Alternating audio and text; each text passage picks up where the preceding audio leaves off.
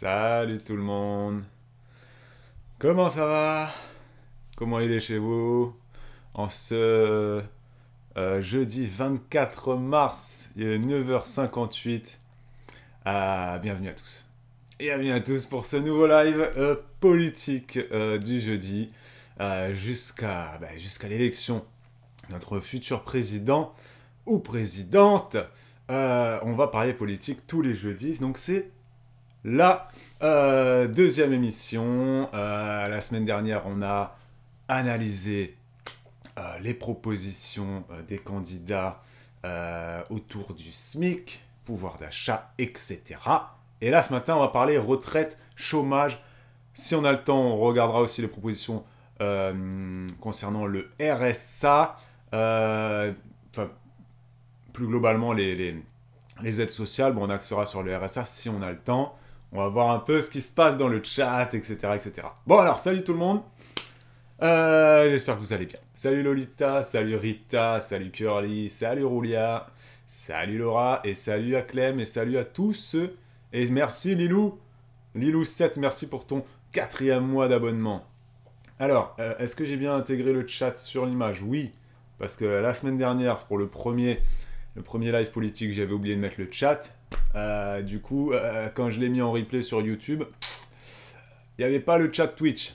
Voilà, c'est toujours bien d'avoir le chat Twitch, comme ça permet aussi à ceux qui regardent en replay de voir tout ce que vous dites. Laura, Lolita, Ika24, Nola, salut Nola, Roulia, tout ça. Donc, voilà. C'est bien d'avoir le chat incrusté. Donc hier, Roulia, elle a regardé Valérie Pécresse qui était face à Cyril Hanouna. Écoute, je regarderai le replay. On peut commencer ce live en faisant une petite parenthèse justement sur l'émission Face à Baba de Cyril Hanouna sur C8. Je vous disais la semaine dernière que moi j'étais plus fan de Cyril Hanouna. J'ai beaucoup aimé Cyril Hanouna à ses débuts.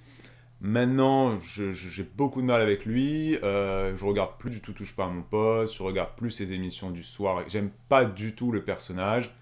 C'est pour moi un faux gentil. Voilà, c'est mon avis personnel. C'est pour moi un faux gentil, mais là je parle juste de la personne.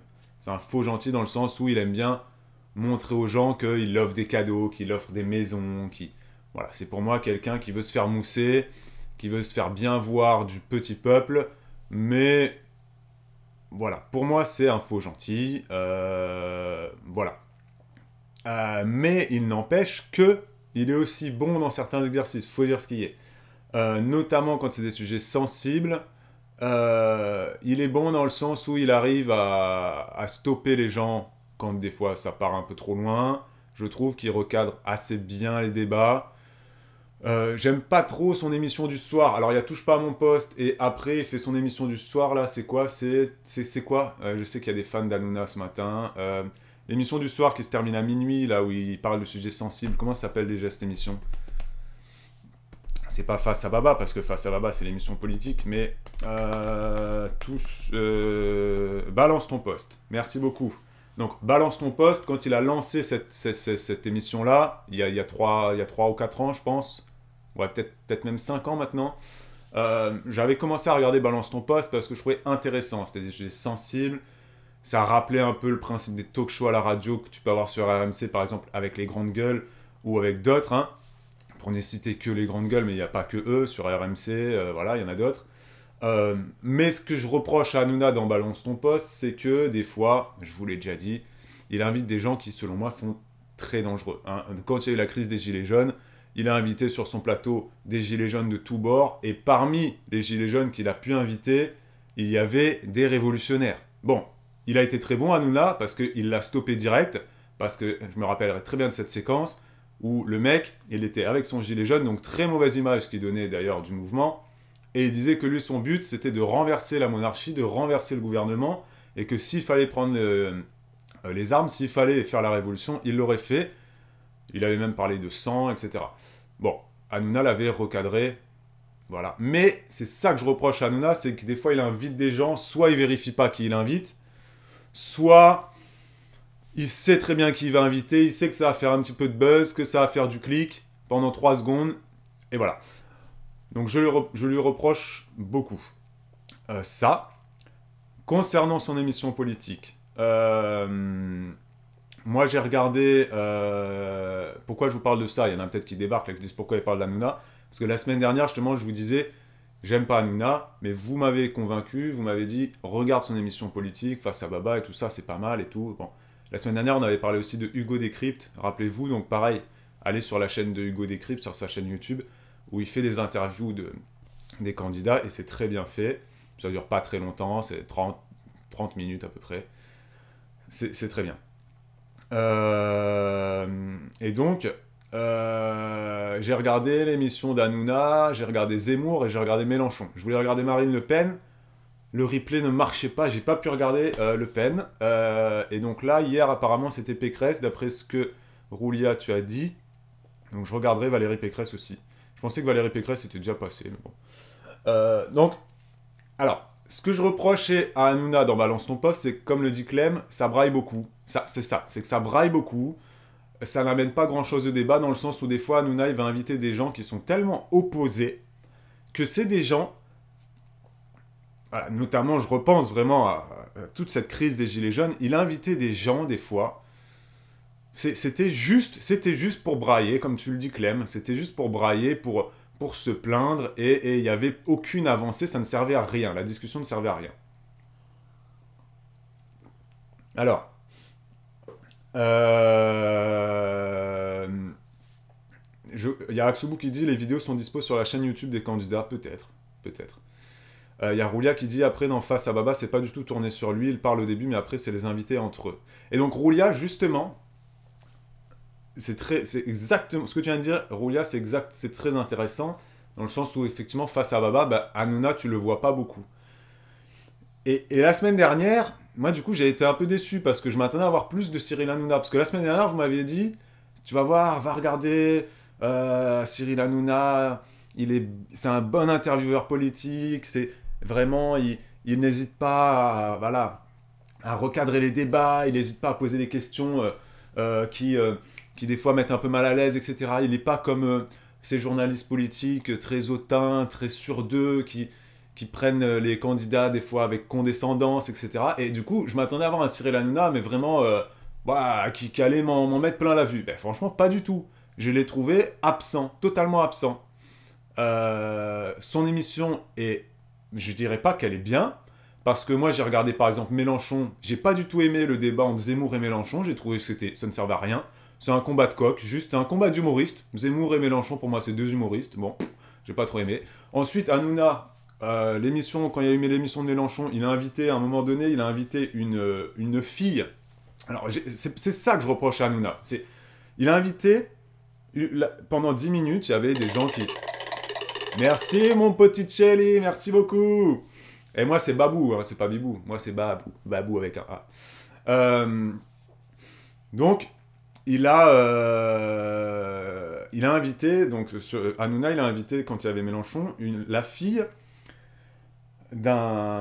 son père a été tué lors d'une interpellation policière. Voilà. Donc son père a été tué alors qu'il se faisait contrôler. Donc il a invité cette fille-là. Donc elle était très bien. Elle était vraiment très digne, cette femme. Elle a perdu son papa. L'enquête est toujours en cours. Elle a été très digne, très, très respectueuse. Elle n'est pas arrivée en criant, en étant anti-police. Elle n'est pas arrivée en disant que son père a été assassiné, etc. Elle était vraiment super bien dans ces 10 minutes qui lui étaient autorisées. Et juste après, Hanouna, malin, il a fait venir un policier. Sauf que l'émission a été un policier, représentant syndical de la BAC, et en face d'eux, il y avait Jean-Luc Mélenchon. Jean-Luc Mélenchon, qui est bien évidemment, on le sait... là, par exemple, ce que j'ai vraiment pas aimé, j'ai pas aimé l'attitude d'Hanouna parce qu'il était... J'ai trouvé qu'il allait vraiment laisser faire, il a laissé monter pour le buzz. Et donc, Jean-Luc Mélenchon, évidemment, quand ce policier est arrivé, il a eu une attitude très agressive. Il a regardé le policier, mais le regardait comme ça, très très noir, et ça, pour moi, c'est pas une attitude d'homme politique, très très très noir comme ça. Et à regarder ce policier comme ça, il dit « Vous n'êtes pas venu avec votre ciseau, hein, j'espère. Hein. » parce que ce policier, une fois dans sa carrière, avait mis un coup de ciseau à un jeune pendant une interpellation. Il avait désarmé un jeune et lui avait mis un coup de ciseau, comme ça, hop, dans la gorge, donc le jeune avait été blessé. Et donc tu vois que Mélenchon, il avait préparé son émission en avance, bien évidemment, il avait dit, tiens, trouvez-moi un petit truc sale sur ce policier, qu'est-ce qu'il a fait? Ah, il a blessé un jeune avec un ciseau, ok, je vais lui ressortir ça. Il avait préparé, c'était tout préparé comme ça, et c'est ça que je reproche beaucoup à Mélenchon, dans le sens où il montre beaucoup trop, il met trop en avant son côté anti-police, son côté... vraiment là, Mélenchon a été très agressif sur cette émission-là. Il a été agressif avec Zemmour. Zemmour aussi a été agressif avec lui. De toute façon, Zemmour et Mélenchon, tu peux pas regarder une émission avec eux, je trouve. Ça va pas du tout. Ils ont pas la stature qu'il faut. Voilà. Et Hanouna là, bon, ce que je lui ai un peu reproché, c'est qu'il a été un peu absent. Ok ? Il a été un peu absent sur cette émission de Face à Baba, je ne l'ai pas trouvé extraordinaire. Contrairement à ce que vous m'aviez dit. Voilà, vous m'avez dit, regarde, c'est un bon intervieweur politique. Honnêtement, son émission est pas mal, dans le sens où il laisse la parole à beaucoup de gens. Il invite vraiment des gens de tous bords, que ce soit les candidats évidemment, et même les témoins, les intervenants. Voilà, face à Mélenchon, il a invité une journaliste de Marianne. Donc Marianne, tu sais que c'est quand même très ancré droite. Il a invité... Émeric Caron, enfin, voilà, il a invité un autre des grandes gueules là, qui est lui aussi, qui soutient Valérie Pécresse, j'ai oublié le nom de l'avocat, Charles Consigny. Donc ça c'est intéressant, c'est bien ce qu'il fait Hanouna, il laisse la parole un peu à tout le monde. Voilà. Mais, voilà, je l'ai trouvé absent, Hanouna, donc je ne trouve pas qu'Hanouna est un bon intervieweur politique. Je trouve que c'est juste un bon animateur. C'est un bon animateur. Il arrive à gérer le temps. Lui, Hanouna, il est très bon pour gérer le temps d'une émission, même s'il dépasse toujours, mais voilà, il arrive à animer son émission pour qu'elle soit télévisuellement parlant, plaisante à regarder dans le sens où elle accroche le téléspectateur. Voilà. Mais lui, il est très bon là-dedans, c'est tout. Après, pour moi, c'est pas un intervieweur politique. Hein. Alors apparemment, je sais plus qui l'avait dit, je crois que c'est Rita ou je sais plus la semaine dernière qui disait qu'il serait pressenti Hanouna pour animer le débat du premier tour. Alors si vraiment c'est Cyril Hanouna qui anime le débat du premier tour des présidentielles, je regarderai bien évidemment, mais je suis pas persuadé que ce soit la meilleure personne, honnêtement. Parce que tout simplement il n'a pas la formation. Un journaliste politique, c'est quelqu'un aussi qui a fait des études en politique, qui s'y connaît en politique. Et je dis pas que Cyril Hanouna ne s'y connaît pas. Mais, je veux dire, tous les jours, ils ne pensent pas politique. Quand tu veux parler politique, il faut que tu fasses venir des spécialistes qui suivent la politique quasiment tous les jours, toute leur vie. Tu vois ce que je veux dire? Voilà, ça c'est mon avis. Mais bien évidemment, ça reste une émission correcte. Il y a Roulia qui dit que c'était la moins bonne émission, celle avec Mélenchon. Merci beaucoup Roulia. Mais de toute façon, moi, il faut que je regarde celle avec Le Pen. Clairement, parce que j'ai envie de regarder. J'ai regardé Mélenchon-Zemmour. Ouais, je vais regarder Le Pen et je vais regarder Pécresse aussi. Alors, il y a Atsubu qui dit il paraît que Mélenchon s'est excusé après parce que l'histoire de la fille juste avant l'avait beaucoup trop touché. Ouais, mais c'est bien beau de s'excuser, mais à un moment donné, tu dois savoir te tenir quand tu es un homme politique et que tu es en plateau, en direct. Il savait qu'il y avait cette fille qui allait venir et qui allait raconter l'histoire de son papa. C'était très triste, il le savait très bien. Il savait ensuite que ça allait enchaîner avec le policier de la BAC. Il le savait très bien, il connaît l'ordre Mélenchon, il sait qui va avoir en face de lui. Donc il sait se tenir normalement. Moi aussi, j'ai pas aimé l'émission avec Mélenchon, nous dit Aksubu. Il y a Florence qui dit « Je suis pas du tout fan de cette émission, mais je trouve que ça a permis de montrer que certains hommes politiques n'ont pas du tout la carrure pour être président, car ils se ridiculisent, ils n'ont pas d'arguments, ils se moquent de leurs adversaires, de leur physique, etc. » Je suis entièrement d'accord avec toi, Florence. Celui qui a perdu beaucoup de points, après j'ai pas regardé Le Pen encore une fois, donc je sais pas ce qu'elle a fait, mais dans cette émission Face à Baba, celui qui a perdu beaucoup de points, c'est Mélenchon. Et de toute façon, Mélenchon, même à la présidentielle précédente, il avait déjà perdu beaucoup de points, parce quand il débattait avec Marine Le Pen à l'époque, pareil, très agressif. Je dis pas que Marine Le Pen n'était pas agressive non plus. Elle aussi, hein, elle a perdu des points à plein de moments dans sa carrière. Mais Mélenchon, je trouve que il perd plus de points qu'il n'en gagne, en fait. Je n'arrive pas à comprendre sa stratégie de communication. Il a des bonnes idées. C'est de toute façon le candidat de gauche qui a le plus de chances de faire quelque chose. Hein, on le sait, on va pas se cacher. Mais il fait trop d'erreurs. Trop d'erreurs. On dirait que des fois, il a des attitudes de petite racaille. Quand il a été perquisitionné, il y a 2 ou 3 ans, qu'on a perquisitionné son bureau ou son siège, là, il a perdu 500 000 points. Il a agressé les policiers. À un moment donné, il s'est mis sur sa chaise ou sur sa table, ou je sais plus, et puis il a dit je suis intouchable, je suis un homme politique.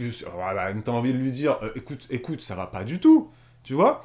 Il y a des hommes politiques, des candidats, sincèrement, qui arrivent à se tenir, mais beaucoup mieux. Je dis pas qu'ils ont des meilleures idées, je dis juste qu'au niveau de la stratégie de la communication, effectivement, voilà, Aksugu, c'est ça. Beaucoup trop impulsif, Mélenchon. Mélenchon est beaucoup trop impulsif. C'est ça, c'est à un moment donné, tu ne peux pas. Il faut... Et Rita qui dit, il est drôle, Mélenchon, laisse-le tranquille. Mais justement, un président, ça ne doit pas être drôle. Voilà. Vive Jean Lassalle. Voilà, si tu veux un peu d'humour, tu peux effectivement élire Jean Lassalle en tant que président. Là, c'est vrai que Jean Lassalle, Caro, je suis d'accord avec toi, il est drôle. Mais voilà, un politique n'a pas... Sa fonction, c'est pas forcément d'être drôle. Il a le droit d'être drôle, de nous faire rire de temps en temps, bien évidemment. Mais il faut qu'il se tienne. Voilà. Mélenchon n'arrive pas à se tenir. C'est un gros point. Voilà. Voilà. Lolita qui dit, on est d'accord, Hanouna ne sort aucun argument politique, mais c'est pas le but du coup. Oui, bah c'est pas le but de son émission, effectivement. C'est pas le but de son émission. C'est vrai qu'Hanouna, lui, son émission, c'est vraiment, il laisse parler les gens, et il laisse les gens débattre entre eux. Oui, mais des fois... Après, Hanouna, ce que j'ai bien aimé sur l'émission avec Mélenchon, c'est qu'à un moment donné, donc, il a quand même senti...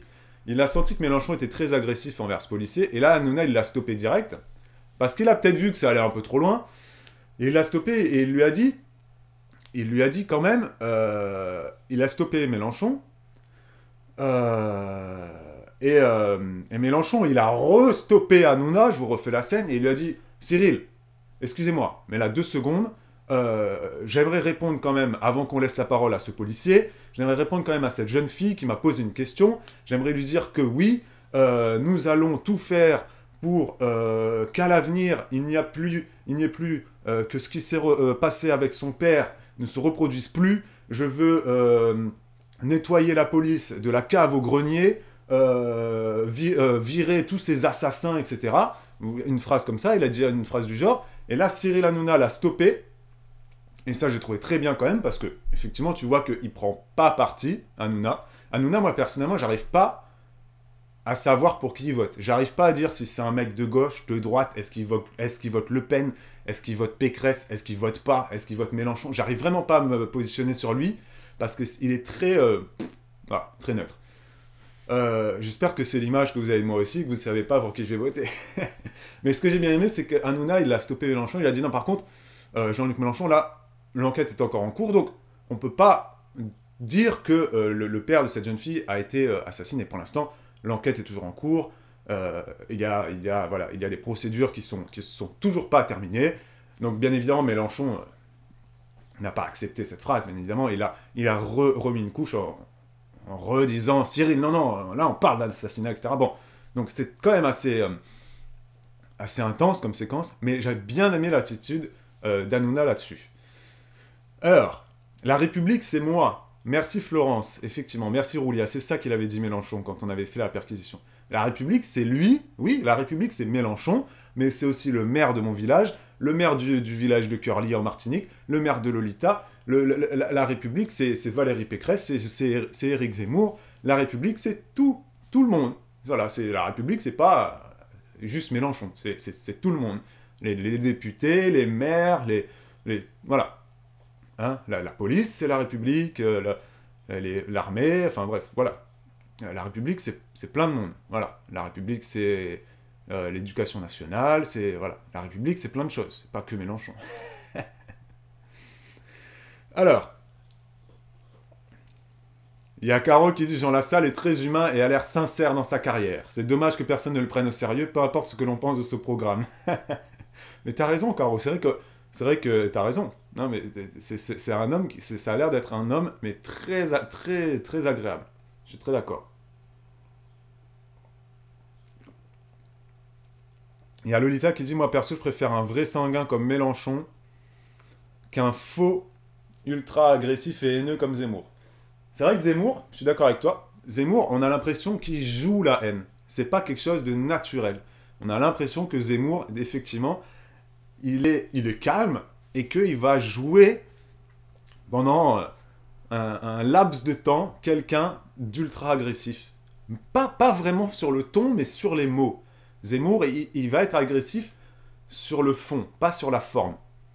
Mélenchon, lui, va être agressif sur le fond et sur la forme. C'est-à-dire qu'il va crier, il va s'énerver, etc. Zemmour, je dis pas que Zemmour s'énerve pas, hein, attention.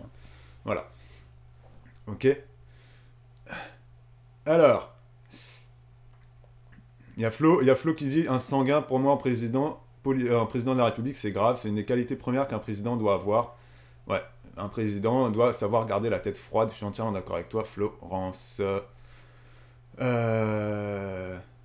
Il y a Aksubu qui dit Hanouna, il me fait penser à toi, Babou. Il dit même que si vous votez Le Pen, moi je veux juste que vous alliez voter.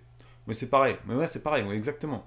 Moi je m'en fiche que. Il faut voter. Il faut voter. Hein, voilà. Voter blanc aussi, pourquoi pas. Hein. Un jour, voilà, peut-être que le vote blanc sera pris en compte dans la proportionnelle des sièges des députés, etc. Mais voilà. Mais il faut voter. Peu importe pour qui, il faut voter. Si vous ne savez pas pour qui voter, vous n'avez qu'à voter pour Jean Lassalle. Non, mais c'est vrai. Mais les petits partis, parce que souvent les gens ils disent moi je vote blanc, c'est tous des cons, etc. Pas forcément. Il y a des petits partis, c'est pas des cons. Voilà. Pour ne citer que Jean Lassalle, par exemple, voilà. Pourquoi pas voter pour lui parce que, je vous l'ai dit la semaine dernière, les petits partis, plus ils ont de votes, plus ils ont de voix, plus après ils sont aidés. Voilà, ils vont avoir des subventions, ils vont avoir des remboursements de campagne, etc. etc. Donc voilà, moi je sais qu'il y a plein de gens, ils savent jamais pour qui voter, donc ils votent par exemple pour les écologistes. Donc là c'est Yannick Jadot. Alors les écologistes là, à cette présidentielle, et même en 2017, ils ont quand même fait un pourcentage qui n'est pas ridicule. Hein. Je crois que en 2017, les écologistes, c'était 10%, je crois. Hein. Si je dis pas de bêtises, non. Alors, dites-le moi si vous avez le clavier rapide, là. Donc, voilà, il y a des gens qui votent blanc parce qu'ils se disent... Mais je comprends pas trop l'intérêt de voter blanc parce que même si en soi, tu te reconnais vraiment dans personne à 100%, je vous l'ai déjà dit, on ne peut jamais se reconnaître à 100% dans quelqu'un. Voilà, il faut juste voir vers qui on va tendre le plus. Est-ce qu'on tend plus vers l'ultra-gauche, vers la gauche modérée, vers les écologistes, vers la droite centriste, Macron, etc. Plus Pécresse, plus ultra-droite. Voilà. Et le vote blanc, on sait que il sert à rien, hein, il n'est pas pris en compte dans la proportionnalité des sièges à l'Assemblée nationale exactement. Donc c'est vrai que c'est dommage, hein, le vote blanc pourrait être effectivement comptabilisé pour que les pourcentages soient différents, etc. Mais pourquoi ne pas voter pour un petit parti, voilà. Si vraiment tu ne sais pas pour qui voter, bah, tu peux voter pour Jean Lassalle, pour Anne Hidalgo, parce qu'on sait très bien qu'Anne Hidalgo, bon, elle va pas faire grand-chose, ou pour les écologistes, enfin, pour qui tu veux, hein. Je veux dire, moi je comprends pas qu'on n'arrive pas à se retrouver dans on a Philippe Poutou et Zemmour. Si tu fais... On a 12 candidats, ça va de Philippe Poutou, extrême gauche, et Nathalie Arthaud, on peut la mettre aussi là, à Éric Zemmour. Obligé, tu te trouves dans quelqu'un. Je veux dire, si t'as une âme très sociale, bah, tu vas te retrouver dans Philippe Poutou, dans Nathalie Arthaud, dans Florian Roussel, le communiste, ou dans Hidalgo, etc. Voilà. Ou si vraiment tu veux que la gauche, elle passe au second tour, bah, tu votes pour Mélenchon, t'es obligé. Voilà. Si t'as l'âme d'un écologiste, tu votes pour les Verts. Si t'as plus le cœur à droite, bah, tu vas voter... Bah, t'as le choix, t'as Pécresse, Dupont-Aignan, le royaliste... Le Pen, Zemmour, t'as le choix, t'en as 4. t'as Macron au milieu, si tu veux voter pour Macron, tu peux voter pour Macron. T'as Jean Lassalle, qui lui n'est pas ni de droite ni de gauche, il est juste sympa. Ben voilà, tu peux voter, honnêtement, tu vois. Je pense, hein. Je pense qu'on peut tous voter, tu vois. Alors, il y a d'autres raisons de voter blanc, elle nous dit Caro. Bah non, en fait, selon ton point de vue philosophique, politique, tu peux ne pas te retrouver. Mais c'est impossible pour moi, Caro, de ne pas se retrouver dans 12 candidats. C'est vraiment que t'es très difficile, tu vois. Tu vois. Il y a Aurélie qui dit « Je trouve ça très dur de se positionner pour voter, de faire un choix. J'ai du mal. J'ai toujours l'impression que mon vote peut changer la donne, alors que... » Ben non, Aurélie, c'est ça le problème. C'est que ton vote ne va pas changer la donne. On n'est pas à un vote près pour les candidats. Mais dans le sens où... Oui, ton vote va aussi changer la donne, mais c'est pas ton vote à toi. Mais je veux dire, c'est que dans le sens où si tout le monde se dit « Moi, je me retrouve dans personne, je vais pas voter ou je vais voter blanc... » Bah déjà, je le répète, mais tu soutiens pas les plus petits partis, voilà. Voilà. Tu peux voter pour un petit parti. Les écologistes, par exemple, voilà. Dans ma famille, historiquement, tout le monde a toujours voté plus ou moins pour le parti écologiste au premier tour des présidentielles. C'est quelque chose que j'ai fait un petit peu aussi dans ma vie au début. Maintenant, bon, j'ai arrêté. Voilà. Maintenant, je préfère voter directement pour mon candidat pour le second tour direct. Moi, c'est mon choix perso. Mais voilà, je ne vois pas comment tu ne peux pas te retrouver dans quelqu'un. J'arrive pas à comprendre. C'est surtout là, au second tour que la question se pose du vote blanc. Ah, là, Lolita, là, oui. Au second tour, oui. Là, je suis d'accord avec toi, totalement.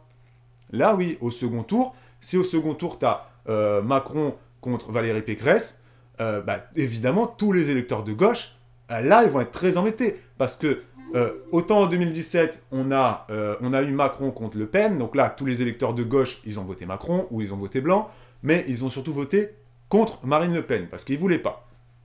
Il y a même des gens de droite aussi qui votaient contre Marine Le Pen. Voilà. Mais ça a été plus, il y a eu des gens qui ont voté pour Macron, bien évidemment, mais il y a aussi beaucoup de gens qui ont voté contre Le Pen. Par contre, là, si on a un second tour Macron-Pécresse, ce qui peut arriver, hein, ben là, il y a beaucoup de gens qui seront embêtés. Beaucoup de gens. Parce qu'il y a plein de gens voilà, qui n'aiment pas Macron, plein de gens qui n'aiment pas... voilà. Donc là, je pense qu'un second tour Macron-Pécresse, ça serait le pire scénario pour beaucoup d'électeurs, notamment les électeurs de gauche. Si c'est du Macron-Zemmour ou du Macron-Le Pen, ça sera kiff bourricot comme en 2017, Macron sera réélu, et ceux qui ont voté pour Macron en 2017, même ceux qui étaient à gauche, voilà, ils referont pareil, enfin, faut dire ce qui est, hein, ils referont pareil, voilà, ok. Alors, tac, je pense... Je suis très écologiste, nous dit Aksubu, dans la vie de tous les gens, et malheureusement, l'écologie fait pas tout. Oui, ça fait pas tout, je suis d'accord avec toi, ça fait pas tout. Mais après, attention, hein, les partis écologistes en politique ne parlent pas que d'écologie. Hein. Vous allez lire le programme de Yannick Jadot, il a des propositions sur la retraite, sur le chômage, sur le pouvoir d'achat, sur le SMIC. Voter pour le parti écologiste, pour les Verts, et voilà, pour Europe Écologie Les Verts, ou je sais plus le nom qu'ils ont maintenant, c'est pas voter pour des écolos qui vont planter des éoliennes dans ton quartier, hein, pas du tout, hein. Non, pas du tout. Ça parle pas que de ça, hein. Et d'ailleurs, les écologistes ne sont pas forcément anti-nucléaires. Bon, ça, c'est un autre débat. Mais voilà. Il y a Gramir83 qui dit « J'ai 22 ans et je suis sacrément paumé. J'ai juste l'impression que c'est tous des voleurs escrocs qui ne pensent qu'à eux et à leurs potes. » Bah, Gramir, détrompe-toi, c'est pas des voleurs, c'est pas des escrocs, les hommes et les femmes politiques. S'il n'y a pas de politique, notre pays ne pourrait pas être gouverné. Voilà, c'est pas tous des escrocs, c'est pas tous des voleurs, non, pas du tout.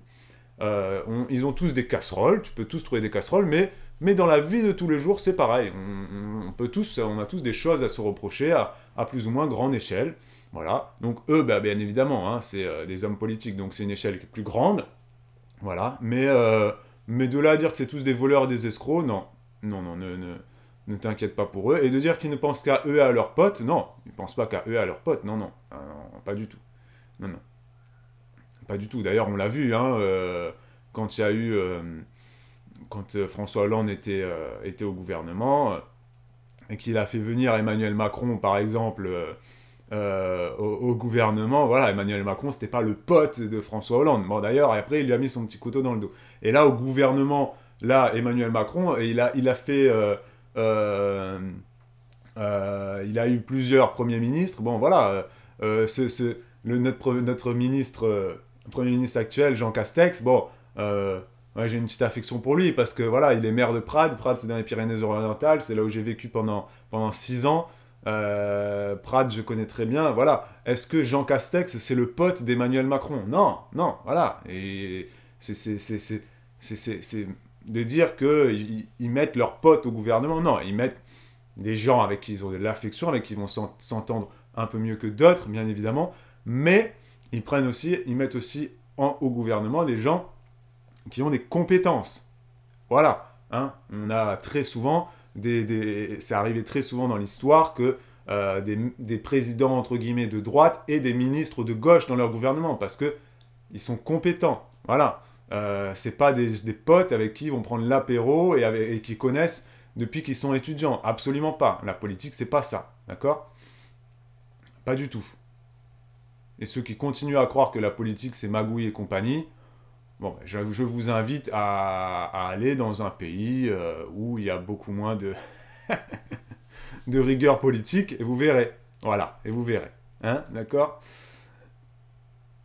Il y a Rita qui dit, peu importe contre qui il sera, Macron gagnera, c'est sûr.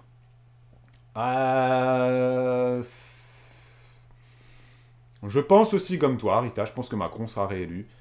Après, je pense... On verra, il nous reste encore un mois, Rita. Il reste encore un mois, donc on va voir. On va voir.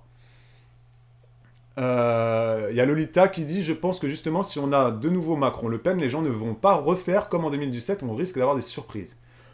C'est pas faux, Lolita. C'est vrai que si c'est Le Pen qui passe au second tour, elle a peut-être un peu plus de chance.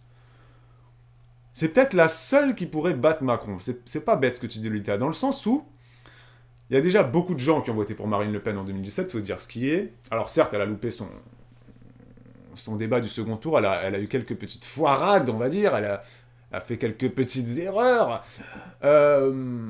Mais effectivement, c'est peut-être celle qui est le mieux placée.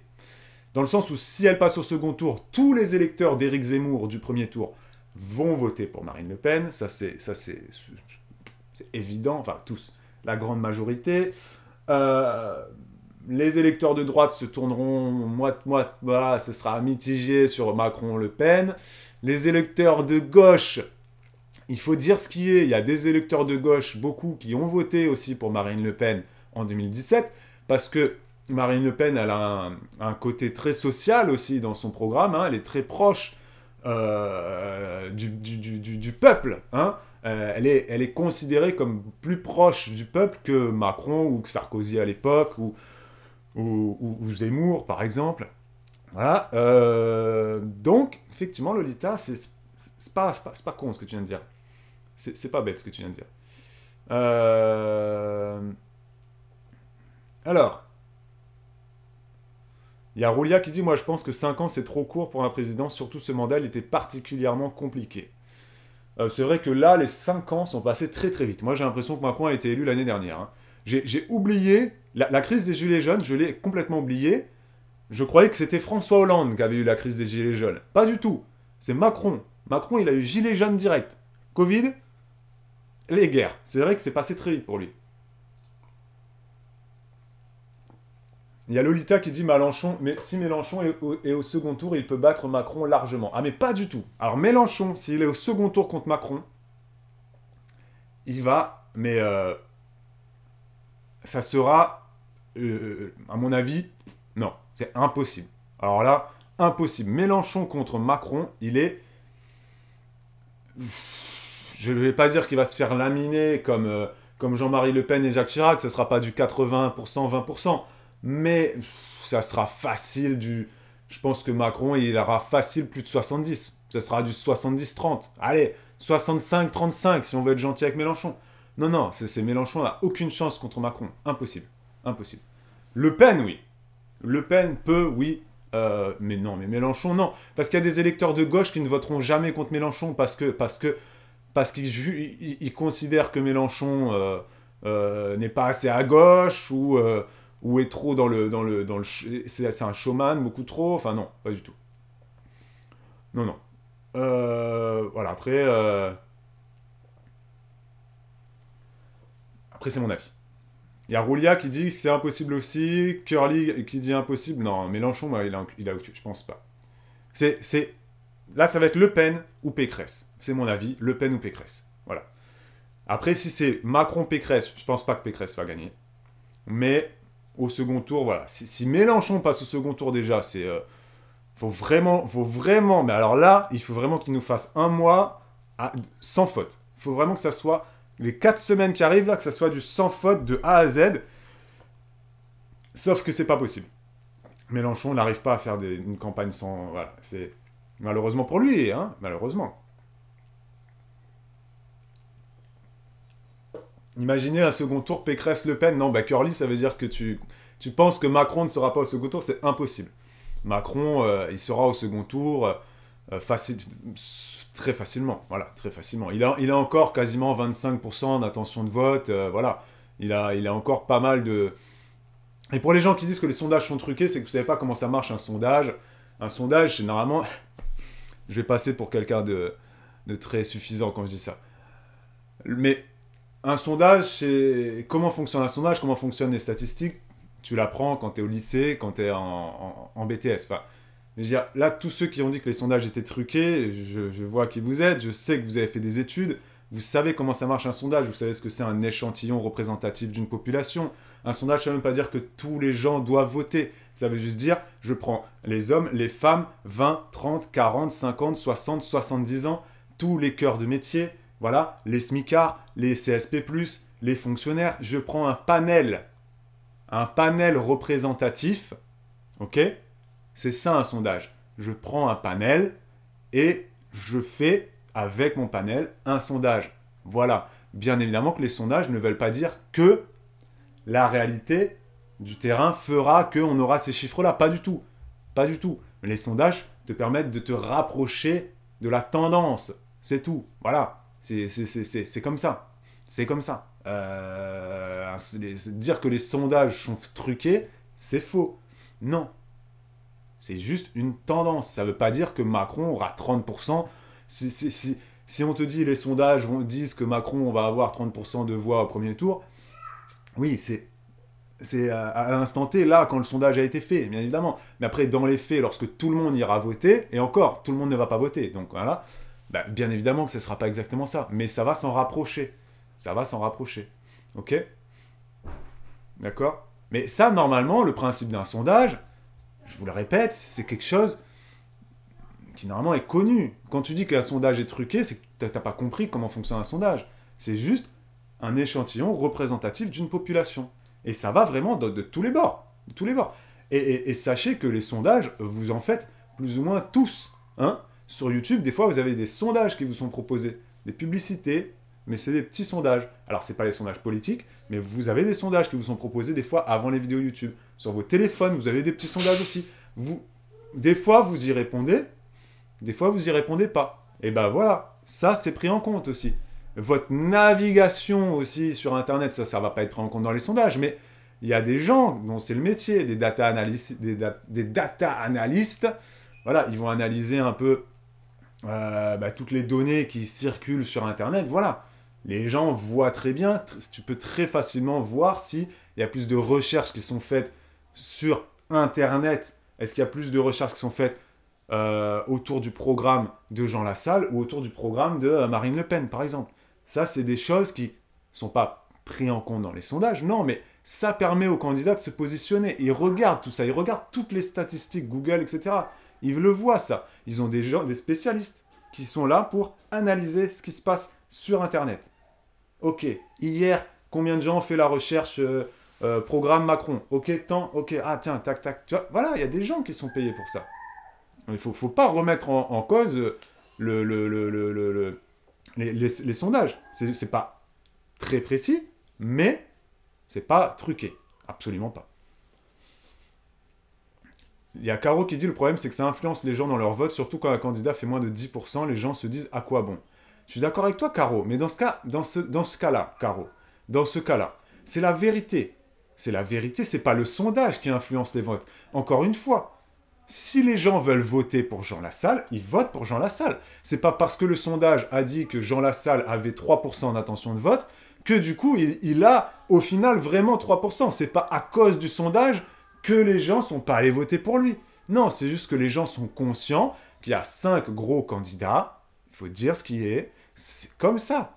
Les autres candidats, on peut voter pour eux, on a le droit, et on le fait, et je vous encourage à le faire au premier tour, parce que c'est déjà de leur donner du crédit, parce que c'est pas des rigolos. Nathalie Arthaud, qu'on aime ou qu'on n'aime pas, hein, c'est pas non plus la dernière des idiotes, hein.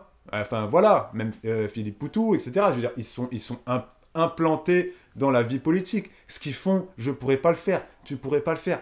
C'est impossible, on ne peut pas animer des meetings, aller débattre à la télévision, aller débattre à l'Assemblée nationale. Ça, c'est un métier. Hein, qu'on soit Nathalie Arthaud ou Marine Le Pen, je cite pas Éric Zemmour parce que Éric Zemmour n'est pas encore politique.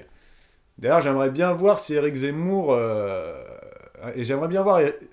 bon, j'allais dire... Non, Éric Zemmour ne sera pas président, mais Éric Zemmour député à l'Assemblée nationale, j'aimerais bien voir ce que ça donne quand même. Ça peut être intéressant.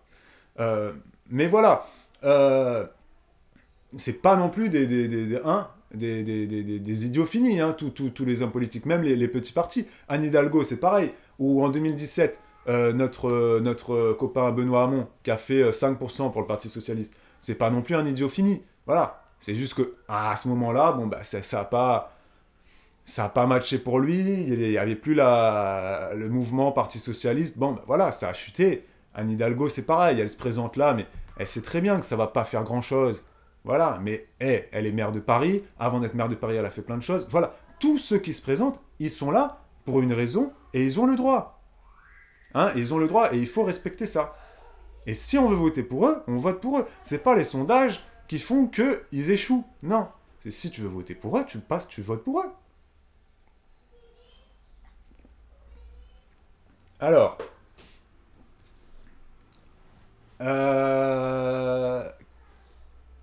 il y a Curly qui dit proposer la retraite à 65 ans, pleine candidature, c'est se tirer une balle dans le pied. Le gars aura une retraite présidentielle à vie sans les responsabilités. Alors sache que Curly, vous me dites si je dis des bêtises, mais Emmanuel Macron a renoncé à sa retraite présidentielle, je crois. Hein. Vous me dites si je dis des bêtises, vous me le confirmez ou pas, mais à un moment donné, il avait été vent que Emmanuel Macron renoncerait à sa retraite présidentielle. Déjà parce qu'il a même pas 45 ans, je crois qu'il a. Donc, voilà. À vérifier, là. Mais ce qu'a dit Curly sur la retraite... Il y a Caro qui dit « Mais je suis d'accord avec toi, mais ça influence malgré tout les gens. » Mais les gens, s'ils sont influencés, c'est qu'à un moment donné... Et non, les sondages n'influencent pas les gens. C'est pas... Pour moi, non, je suis pas d'accord. Je suis pas d'accord. Moi, si j'ai envie de voter pour Zemmour, je vote pour Zemmour. Voilà. Peu importe qu'il ait 10% ou 20%. Si j'ai envie de voter pour Macron, même si Macron, je sais qu'il va passer au second tour, parce qu'on le sait, il va passer au second tour. Même si Curly, elle nous dit qu'il proposait la retraite à 65 ans, c'est se tirer une balle dans le pied, je pense qu'il passera Macron. Mais si je suis électeur d'Emmanuel Macron, je vais voter Emmanuel Macron. Je ne vais pas me dire, allez, je vote pour quelqu'un d'autre, parce que de toute façon, je sais que Macron va passer. Non, je veux voter, je vote pour lui. Tu vois ce que je veux dire? Après, c'est mon point de vue. Hein. Alors, hier, Hanouna a fait un vote avec son public. Le Pen 26%, Macron 23%, Mélenchon 19%, Zemmour 9%. Et ben voilà. Est-ce que Hanouna a un public? C'est ça que je te dis, Lolita. C'est la grosse faiblesse de ça. Hanouna, est-ce qu'il a un public représentatif? Pas du tout. Tu vois? Pas du tout. Il y a du monde qui vient de sonner. Je vais fermer la porte.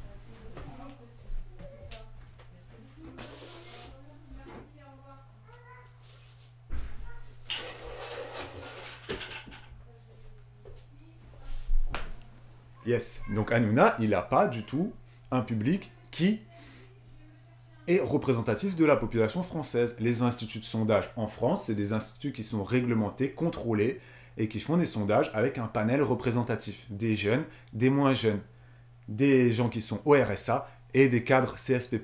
C'est ça un vrai sondage. C'est pas je fais un vote comme ça dans le public d'une famille en ordre, tu vois. Non, enfin, à un moment donné, ça va pas, quoi. Ça va pas du tout, tu vois. Après, ça peut être intéressant, parce que ça permet de voir que, du coup, dans le public de Cyril Hanouna, Le Pen arrive en tête. Ça, c'est intéressant. Parce qu'on pourrait croire que Cyril Hanouna, c'est une émission où il y a que les jeunes qui regardent, et donc on pourrait croire qu'il n'y a que les jeunes qui votent, que les jeunes votent en majorité à gauche. Eh bien, pas du tout. Voilà. Donc, c'est quand même intéressant, mais ça permet juste d'analyser le public de Cyril Hanouna. Ça permet absolument pas d'analyser les tendances de vote. Tu vois? Pas du tout. Alors, tous les soirs, le gagnant change, nous dit Aksubu. Ah, il fait le sondage tous les soirs. Eh bien, tous les soirs, le gagnant change. Oui, d'accord. Bah oui, oui, oui. Mais c'est ça. C'est qu'après, c'est pas représentatif. Parce que Hanouna, bah, il n'est pas... C'est pas... Voilà. Je ne vais pas me répéter. Mais donc, pour revenir sur ce qu'a dit Curly, sur la retraite, donc, réforme des retraites, parce qu'elle disait que... Curly, elle nous disait que...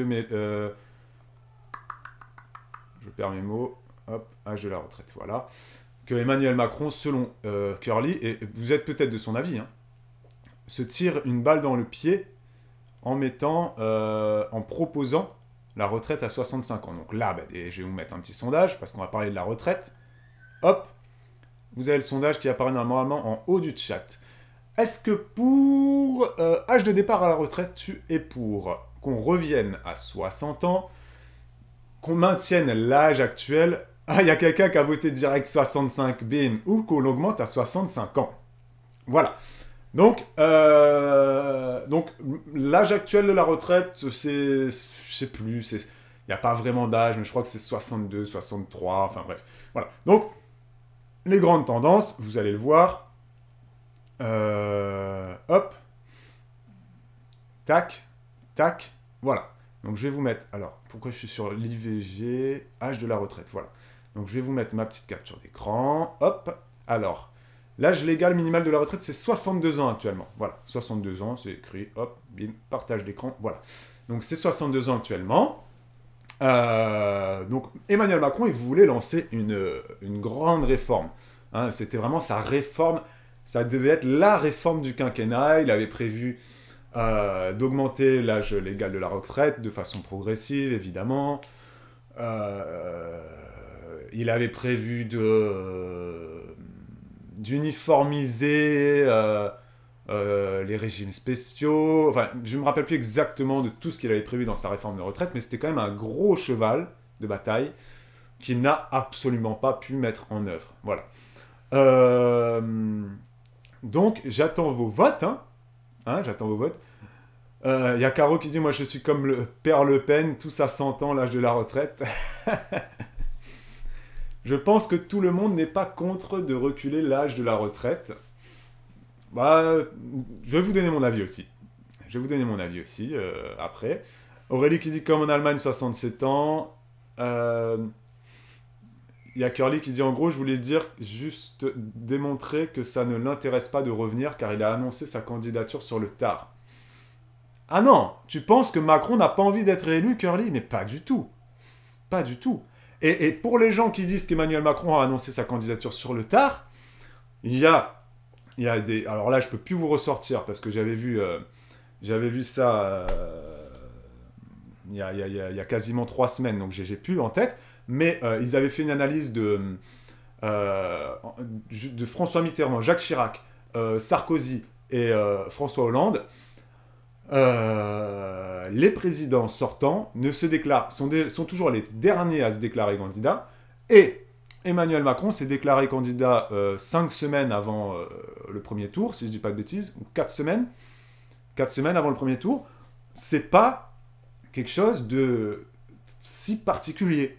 Je crois que, je sais plus qui, si c'est Mitterrand, Sarko, Chirac, Hollande, mais que voilà, il y en a un, c'était 5 semaines avant le premier tour, il y en a un, c'était 6 semaines avant le premier tour. En gros, c'est pas deux mois ou 3 mois avant le premier tour que le candidat, que le président sortant se présente comme candidat à sa réélection. Non. Donc là, oui, c'était 4 semaines, bon. Mais en même temps, c'est normal, parce qu'on l'a déjà dit la semaine dernière, la France est maintenant à la présidence de l'Europe, donc il avait des choses à gérer, il fallait qu'il gère la présidence de la France à l'Europe. Il y avait bien évidemment cette guerre-là qui arrivait, et puis le Covid toujours dedans. Donc, c'est pas... Pour moi, il n'a pas annoncé si sur le tard que ça. Aksubu nous dit, on vit aujourd'hui jusqu'à 90 ans, on va pas non plus vivre plus de temps de retraite que de temps de travail, au bout d'un moment, il y aura un souci. C'est vrai que si tu travailles 40 ans et que tu restes 40 ans à la retraite, voire plus, hein, c'est vrai que je suis d'accord avec toi, Aksubu, il peut y avoir un souci. Il y a Lucie qui dit, ça dépend si ton métier est pénible également. Bien évidemment, hein, on est d'accord avec ça, Lucie. Il est arrivé sur le tard, mais c'est normal, nous dit Noé. Accessoirement, il y avait une guerre. Bon, je suis d'accord. Et puis de toute façon, les présidents, ils ont, comme le dit Rita, ils ont un mandat de 5 ans. Donc c'est pas vraiment un mandat de campagne, Rita, mais c'est vrai que pendant 5 ans, tu peux analyser ton président. T'as le temps. Hein. Philippe Poutou, je suis désolé, moi pendant 5 ans, je l'ai oublié. Hein.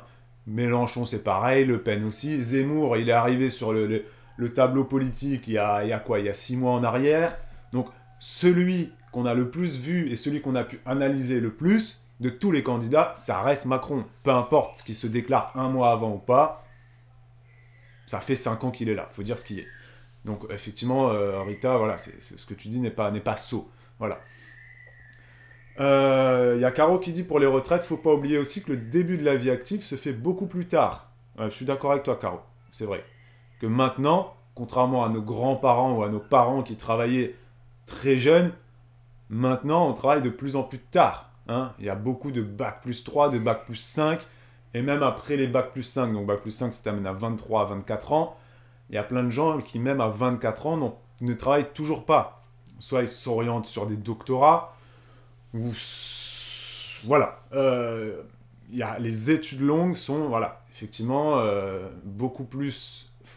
il y a beaucoup plus d'études longues et donc de vie active qui commence plus tard qu'avant. Hein. Tu as totalement raison, Caro.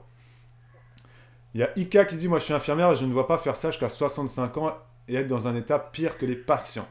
On va prendre ce que tu viens de dire, Ika, on va analyser le sondage alors, résultat du sondage, c'est... Donc, Ika, c'est très bien ce que tu dis, hein, tu parles de la pénibilité de ton métier. Donc là, dans le sondage, vous êtes en majorité, vous avez voté pour augmenter à 65 ans. Et ensuite, c'est donc 53% augmenter à 65 ans. Et ensuite, vous êtes 24% égalité pour revenir à 60 ou maintenir l'âge actuel. Donc il y a quand même une majorité de gens qui restent favorables, là, dans nos petits sondages de ce matin, à augmenter la retraite à 65 ans. Ok ? Donc on va analyser ça, et on va analyser toutes les propositions des candidats, bien évidemment. Je vais vous dire mon avis, et on va rebondir sur ce que dit Ika, qui est infirmière, et qui ne se voit pas faire ça jusqu'à ses 65 ans. Donc Ika, je comprends totalement ce que tu veux dire, mais là, tu pars du principe que tu vas faire le même métier toute ta vie, Ika. Donc je reviens dans 2 minutes, je vais remplir mon verre d'eau, je vous mets une petite publicité, et on va parler de tout ça. A tout de suite. Hello. De retour. Alors, vous avez fait votre petit pipi, vous avez regardé les publicités, de toute façon vous ne pouvez pas les ignorer sur Twitch. Et ça nous fait gagner un petit peu de sous, bien évidemment. Donc, pour revenir sur ce que disait Ika, et donc on va analyser, bien évidemment, vite fait, je vais vous mettre les propositions de tout le monde. Alors, donc on a, bon, c'est pas une surprise, hein, vous le voyez que quand c'est très à gauche, Nathalie Arthaud, Philippe Poutou, Mélenchon et Florian Roussel. Est-ce que vous voyez Florian Roussel sur mon écran, là? Vous voyez pas la totalité. Bon, ça passe quand même. C'est 60 ans. Pour Yannick Jadot, lui, il dit juste de rester comme on est. Anne Hidalgo, elle dit de rester comme on est aussi, 62 ans. Et ensuite, Jean Lassalle, pareil, on touche à rien. Dupont-Aignan aussi, on touche à rien. Marine Le Pen, on touche à rien. Et on voit que donc il y a uniquement Macron et Pécresse qui proposent de l'augmenter à 65 ans. Et Zemmour, lui, parle de l'augmenter à 64 ans. Vous voyez pas la fin, c'est écrit de 64 ans d'ici 2030. Donc Zemmour, c'est une augmentation très progressive. Voilà. Concernant le montant des retraites, parce que ça, c'est aussi quelque chose d'intéressant. Tout va bien? Vous m'entendez bien? Ok, d'accord. Alors, merci Noé. Merci Noé de ton petit stress.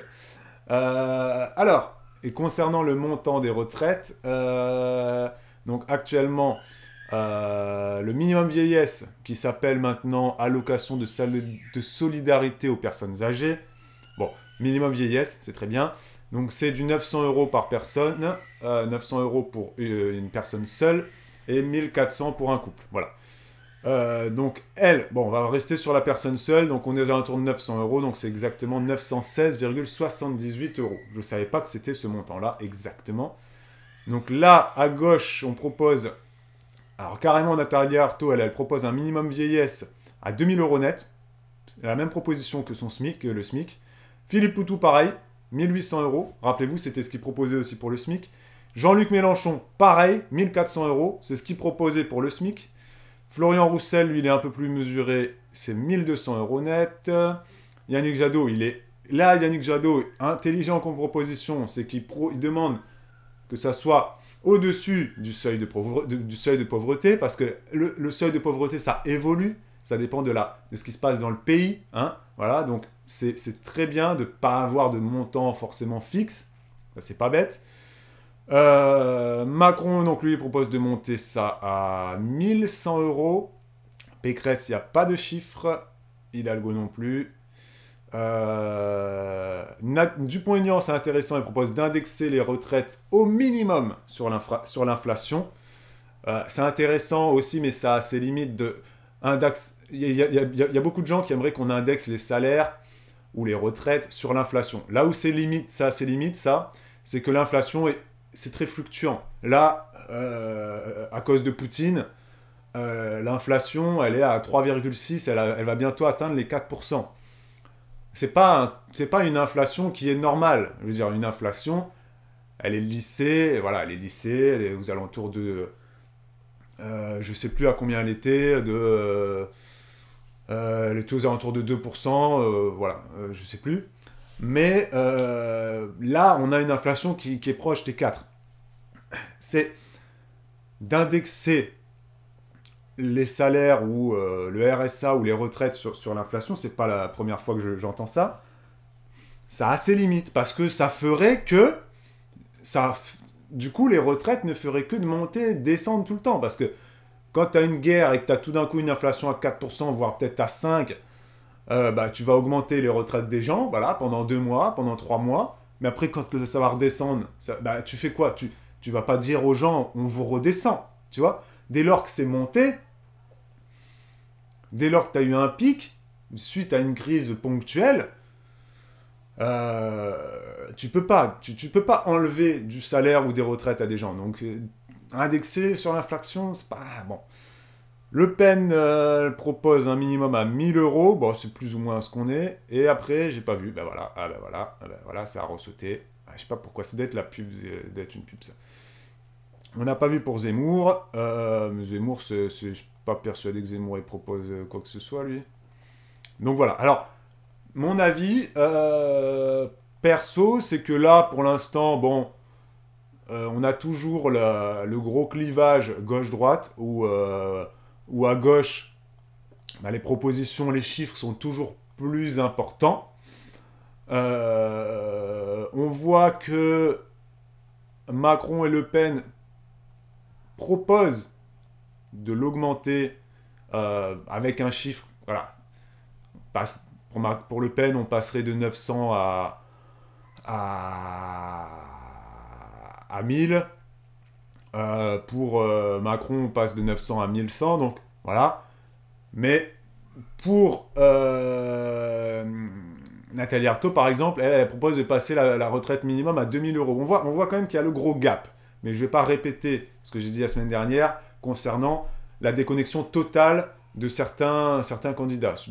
Voilà. Mais c'est intéressant de voir cette grosse différence. Justine nous dit, première fois sur le chat, je suis nouvelle par ici, je vous ai découvert sur YouTube, c'est un vrai plaisir d'avoir des streams de ce genre. Ah, merci beaucoup Justine. Merci et bienvenue à toi. Bienvenue à toi. Alors, il y a Rita qui dit, Macron nous a entendu la semaine dernière, il a promis d'augmenter la prime d'activité. Aksubu qui nous dit, augmenter le SMIC à 2000 minimum, vieillesse à 2000 et partir à 60 ans. Elle est gentille, Nathalie Arthaud, mais il y aura un gros souci dans les caisses. Ah bah je suis d'accord. Rita nous dit où est-ce qu'ils vont prendre tout cette oseille. Je suis d'accord. Après les partis, notamment Nathalie Arthaud et Philippe Poutou, eux, leur politique, c'est de dire que de l'argent, il y en a. Où est-ce qu'on va le prendre? Mélenchon, c'est pareil. Hein. Il dit où est-ce qu'on va prendre l'argent? Très simple, on va le prendre aux riches, aux entreprises qui gagnent beaucoup d'argent. On va taxer les grosses entreprises encore plus. Et on va taxer les gros héritages, on va taxer les gros patrimoines. Mélenchon, je crois que dans son programme, il a carrément mis... Ah oui, c'était ça. Alors lui, Mélenchon, il a dit dans son programme... Oui, exactement, c'est ça. Je me remets le cerveau en place. Mais il était face à Charles Consigny. Charles Consigny, qui est donc... qui a rejoint Valérie Pécresse, là. Et Mélenchon, dans son programme, il propose... concernant les droits de succession, que sur les 12 premiers millions, donc c'est beaucoup, hein, 12 millions, hein, mais sur les 12 premiers millions d'héritage, il n'y aurait pas forcément de changement sur les droits de succession, etc., mais que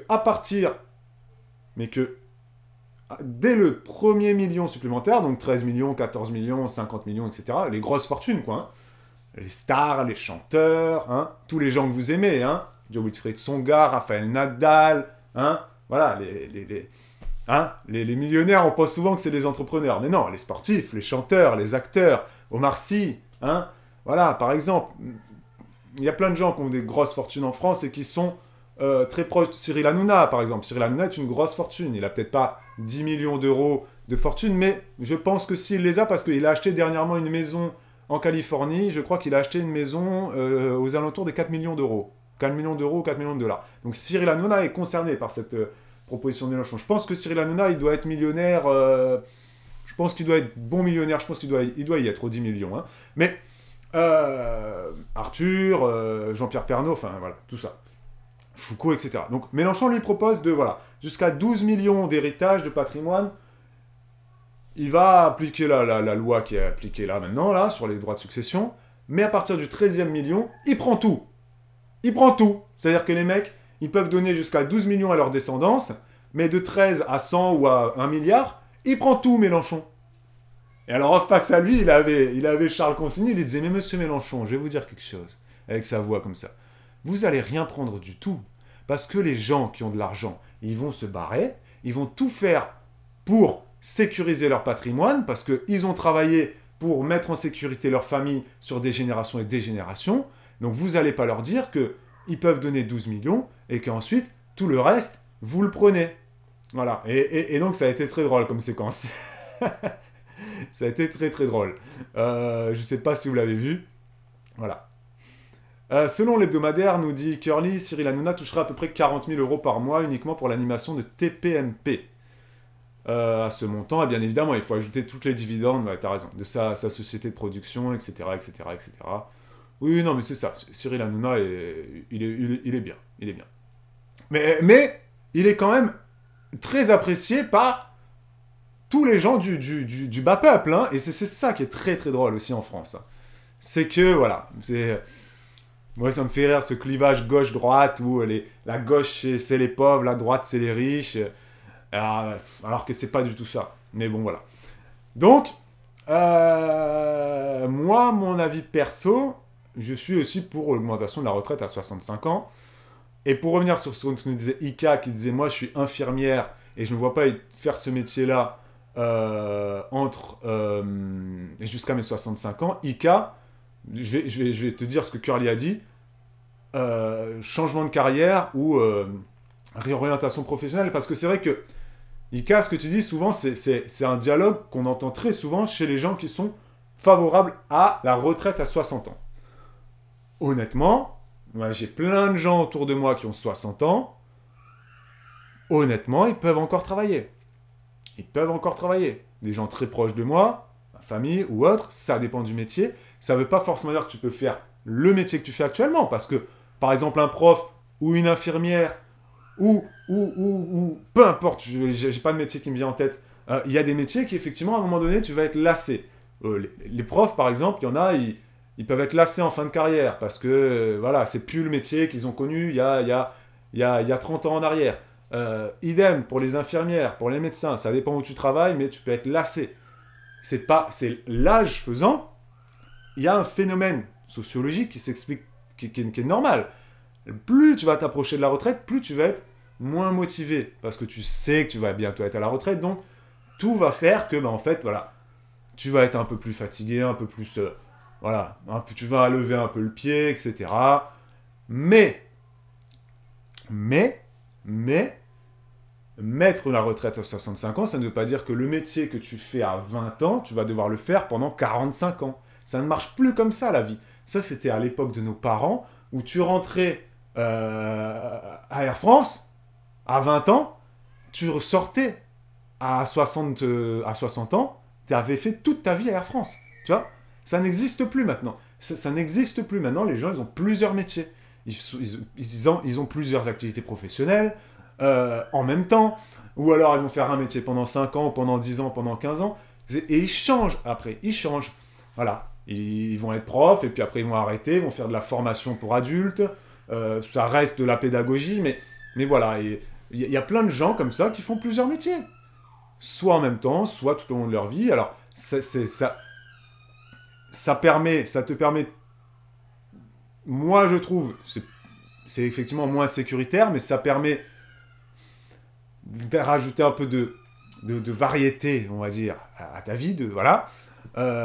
Et est-ce que à 65 ans, on est tous morts et qu'on ne peut plus travailler? Moi, je ne suis pas persuadé. Je ne suis pas persuadé, parce qu'à 65 ans, si à 65 ans, tu n'es plus bon à rien, tu ne peux plus travailler, dans ce cas-là, à 65 ans, ça veut dire quoi? Ça veut dire que tu restes chez toi, dans ton canapé, jusqu'à ta mort? Non, à 65 ans, tu es actif encore. Tu es actif, tu peux aller voyager, faire des randonnées, tu es là dans ton jardin. Je ne vais pas vous apprendre la vie, je ne vais pas vous apprendre ce que les retraités font. Mais les retraités, c'est les gens qui investissent le plus dans les associations en tant que bénévoles. Les retraités, ils vont à la banque alimentaire à 7h du matin. Moi, j'ai travaillé à Auchan. À 7h du matin, il y avait les mecs de la banque alimentaire, ils venaient, il y avait 3 papis, ils étaient là, ils avaient 65 ans, ils avaient entre 65 et 70, ils étaient pas très vieux. Ils étaient là, de 7h à 7h, ils chargeaient nos fruits et légumes qui étaient plus bons à la vente, ils les chargeaient dans leur camion de la banque alimentaire, et je pense que ils travaillaient comme ça bénévolement pendant 3 ou 4 heures le matin, tu vois, de 7h à, s'il faut, à midi, tu vois ce que je veux dire. Donc, de dire qu'à 65 ans, on est tous pourris et qu'on peut plus travailler, ou même à 60 ans, hein, parce qu'il y a des propositions, c'est à 60 ans, je ne suis pas d'accord. Je pense qu'à 60 ans, on est tous aptes encore à faire une activité. Voilà. Après, ça sera peut-être pas le boulot que tu fais maintenant. Je reviens sur les infirmières. Ika, elle est infirmière. Ika, tu seras sûrement pas infirmière à 60 ans. Non, parce que oui, si face à toi, tu as un patient qui fait 90 kilos, hein, que tu dois retourner pour faire les soins, pour faire la toilette ou autre, à un moment donné, tu ne peux plus. Voilà. C'est évident. Mais ça, c'est pas forcément une question d'âge, parce qu'il y a des gens à 60 ans qui sont plus forts que moi, hommes ou femmes, hein, physiquement. L'âge n'est pas forcément facteur de... Je vois pas pourquoi on prendrait l'âge pour dire tu es apte ou pas apte à travailler. Tu vois? Alors.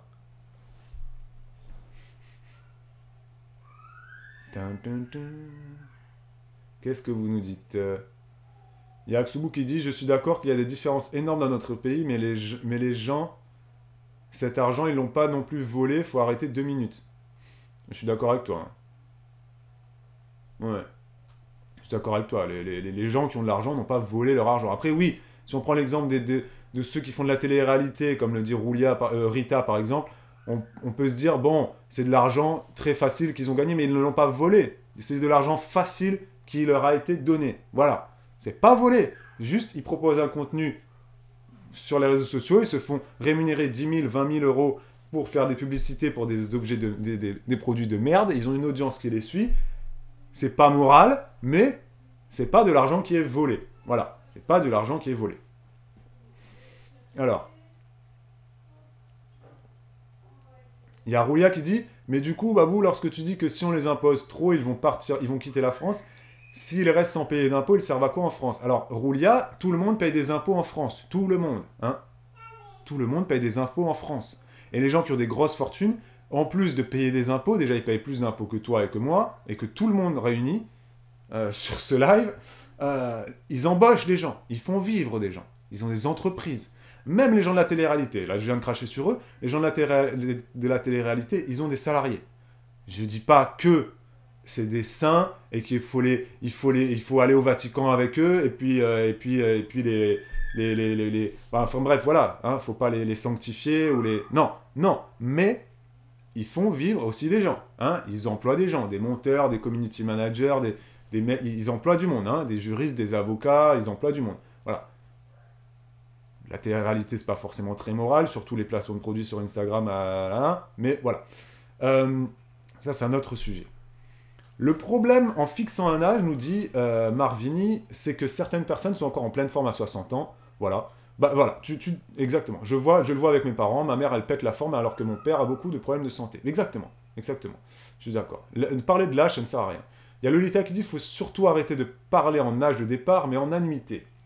Ce qui suppose un temps plein pendant 45 ans. Beaucoup ne l'auront jamais. Tout le monde n'a pas la chance d'avoir eu un CDI toute sa vie depuis ses 18 ans. Je suis entièrement d'accord avec toi, Lolita. Voilà. Il faut qu'on parle en annuité. Je suis d'accord. Peu importe le temps que tu travailles, on parle en annuité. Il faut avoir eu 40 ans de vie active ou 45 ans de vie active ou j'en sais rien. Je ne sais pas combien d'annuités il faut, combien de trimestres. Et voilà, dès que tu as tous tes trimestres de départ à la retraite, tu pars. Point barre. Voilà. Si tu as envie de partir avant, tu pars avant. Sauf que tu n'as pas tous tes trimestres. Donc soit tu les as rachetés avant, parce que rappelez-vous, j'avais déjà parlé qu'on peut racheter ces trimestres de retraite.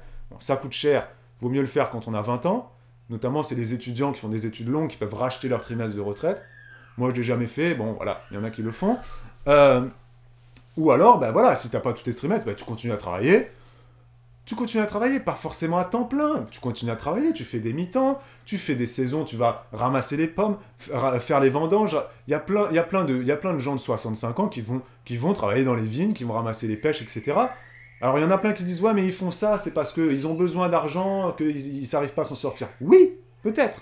Mais il y en a aussi qui travaillent parce qu'ils ont envie de travailler, parce qu'ils ont la forme, parce que faire du bénévolat à la banque alimentaire, c'est très bien, mais ça paye pas, ou ça rémunère vite fait juste les trajets kilométriques. Mais il y en a aussi qui ont envie de travailler parce que peut-être qu'ils n'ont pas de jardin chez eux, ils vivent en appartement, donc ils ont besoin de sortir, ils ont besoin de voir du monde, ils ont 65 ans, 70 ans, ça leur fait plaisir de faire les vendanges, ils vont faire les vendanges. Ils ont de l'argent, on est d'accord, hein? Mais voilà. Il y en a aussi qui travaillent parce qu'ils ont envie de travailler, d'accord? Il y a Ika qui dit « J'ai 32 ans et j'ai déjà des problèmes de dos à cause du boulot. » Alors Ika, c'est pas à cause du boulot que tu as des problèmes de dos, Ika. Attention, ne mettons pas les problèmes de dos sur le compte du travail. Non. Là, c'est pas moi qui vais te le dire. Tu peux aller voir la chaîne YouTube, et voilà, j'ai oublié son nom. Le kiné qui parle du dos, qui parle toujours du dos, c'est Mister comment? Donnez-moi son nom, s'il vous plaît. Monsieur... Ah, je sais plus. Les problèmes de dos, souvent chez les infirmiers d'ailleurs, on entend parler de ça, des problèmes de dos, ou chez les gens du bâtiment. Non, les problèmes de dos, c'est dû à des mauvaises postures au travail. Ok. Et aussi, surtout, à un dos qui n'est pas musclé. Voilà. C'est, comment il s'appelle? Major Mouvement. Merci Roulia. Major Mouvement, c'est pas le seul, mais voilà. Il explique bien que les problèmes de dos sont, oui, suivant le métier que tu vas faire, ils vont être accentués. Mais, toi, individuellement parlant, moi, je suis le premier à ne pas prendre soin de mon corps. Mon corps, il est pourri de l'extérieur et de l'intérieur. Voilà. Je le sais. Mon dos, il est tordu. J'ai jamais rien fait pour prendre soin de mon corps, etc. mais on a déjà parlé avec des coachs sportifs et avec des kinés. Quand on a mal au dos, c'est qu'on n'a pas bien fait les choses. On ne se positionne pas bien, on a le dos qui n'est pas musclé, on ne fait jamais de sport. Quand on est à sa maison, on reste assis, on ne va pas marcher, on ne va pas courir, on ne fait pas de musculation, on ne fait pas de fitness, on est sédentaire. Quand on est sédentaire, on a mal au dos. C'est le mal du siècle. C'est pas parce qu'on fait du bâtiment ou parce qu'on est infirmier qu'on a mal au dos. C'est parce que à la maison et même au travail, on n'adopte pas les bonnes postures.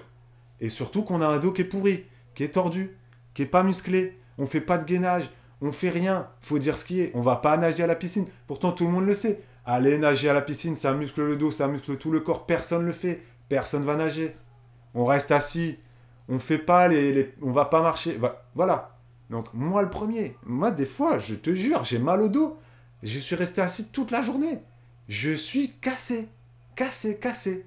Voilà. Moi, j'ai envie de construire une piscine chez moi pour aller nager tous les jours une demi-heure.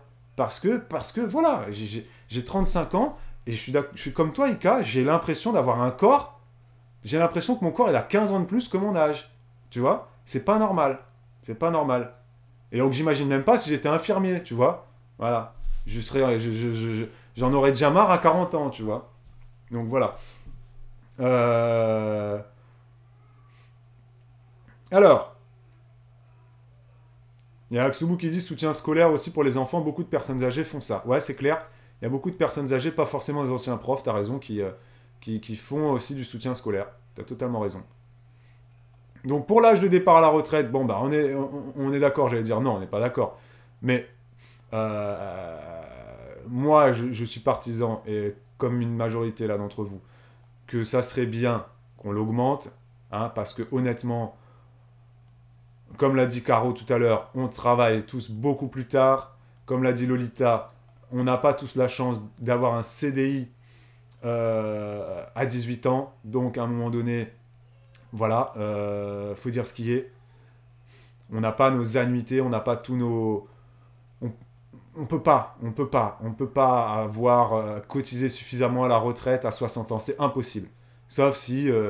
t'es rentré dans une usine à 18 ans et que t'as fini ta carrière là-bas, tu vois. Donc, il faut trouver une solution et ça va passer par l'augmentation des annuités. Enfin, il faut faire quelque chose. Il ne faut pas revenir en arrière selon moi. Revenir à 60 ans, c'est pas possible. Pas possible du tout. Ensuite, augmenter le minimum vieillesse. Ben ça, évidemment, je pense que tout le monde est favorable. Est-ce que 900 € c'est assez? Moi, je l'ai déjà dit la semaine dernière. Si tu me donnes 900 € à ma retraite, ça me suffira parce que j'ai une vie simple, je gère mon budget. Voilà. Mais il y a plein de gens qui n'y arrivent pas, n'ont jamais été éduqués comme ça. Il ne faut pas leur jeter la pierre non plus. Donc, passer de 900 à 1000 ou à 1100 €, pourquoi pas. Après, proposition ubuesque d'un minimum vieillesse à 2000 €. Bon, voilà, on est tous d'accord quand même pour dire que c'est un peu exagéré.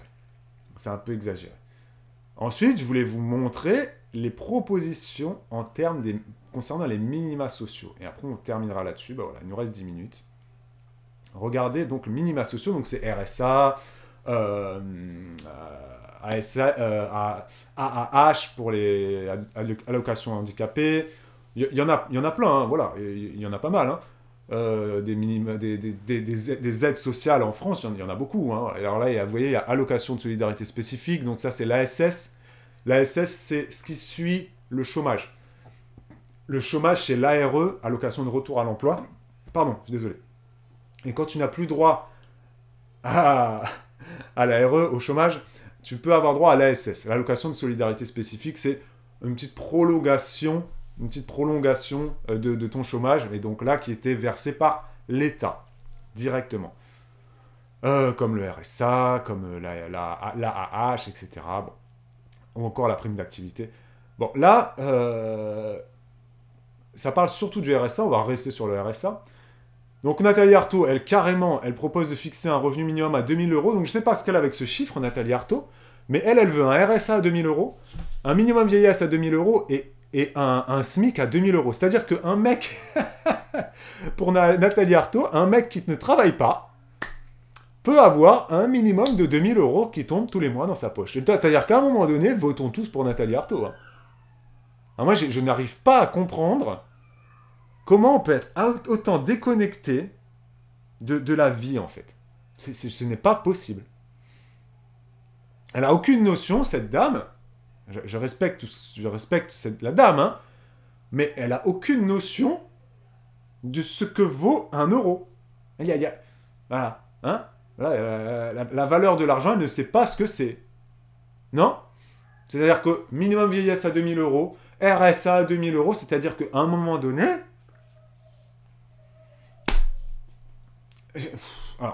J'ai pas de mots. J'ai pas de mots. Donc, Jean-Luc Mélenchon, il est plus mesuré. Voilà, Jean-Luc, lui, c'est garantir un minimum au-dessus du seuil de pauvreté. Voilà, hein, bon, ça, c'est évidemment très bien. Florian Roussel, c'est intéressant, lui, il veut ouvrir le RSA au moins de 25 ans. Parce que c'est vrai que le RSA, c'est à partir de 25 ans. Donc, c'est vrai que tous les jeunes de 18 à 25, ils n'avaient pas de revenus, si les parents ne les aidaient pas, ils n'avaient pas de revenus. Même si en soi, Emmanuel Macron a mis en place quelque chose qui s'appelle, je ne sais plus comment, mais j'espère que vous allez me redire. Il a mis en place quelque chose, Emmanuel Macron, je le sais parce que mon petit cousin, il a fait ça.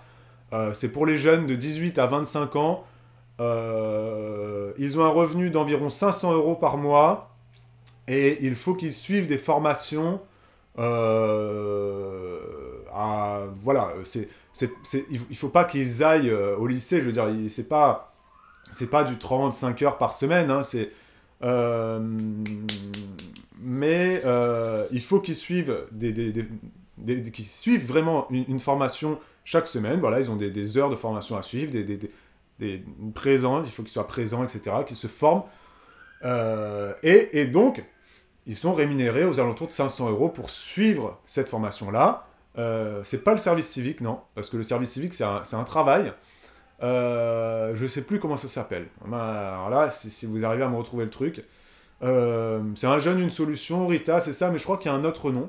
Mais en gros, ça permet aux jeunes, voilà, d'être rémunérés tout en suivant une formation et ensuite de trouver un emploi assez rapidement. Voilà, je sais que mon cousin, voilà, il a fait ça pendant 1 an et ensuite il a été embauché par l'entreprise de menuiserie.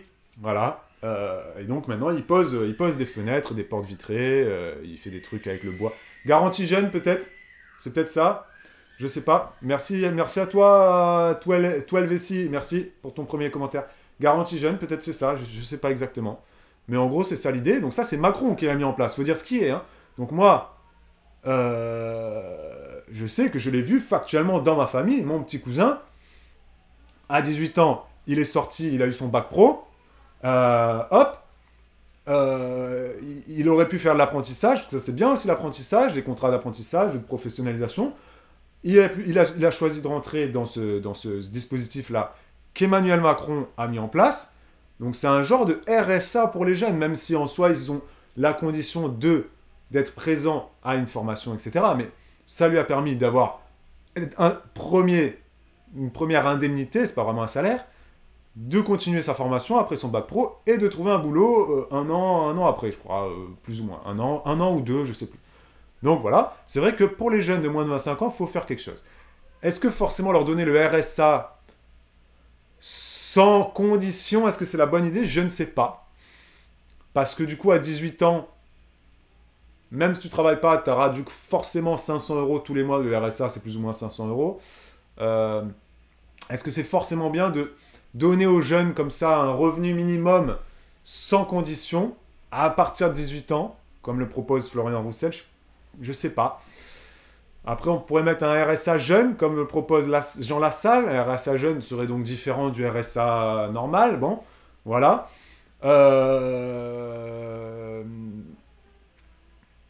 Pour les jeunes, il faut faire quelque chose, c'est sûr. Après, est-ce qu'il faut leur donner comme ça de l'argent sans rien?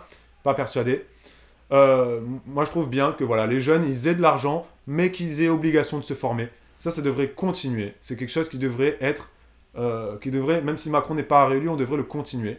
Ensuite, conditionner le RSA à une activité, comme le propose Emmanuel Macron ou Valérie Pécresse. Valérie Pécresse, il y a carrément le mot contraindre qui est utilisé, contraindre les bénéficiaires du RSA à 15 heures d'activité chaque semaine. Voilà, est-ce que du coup c'est quelque chose de positif ou pas? Alors, il y a des gens qui disent, qui comprennent pas qu'on puisse conditionner le RSA à une activité de 15 heures.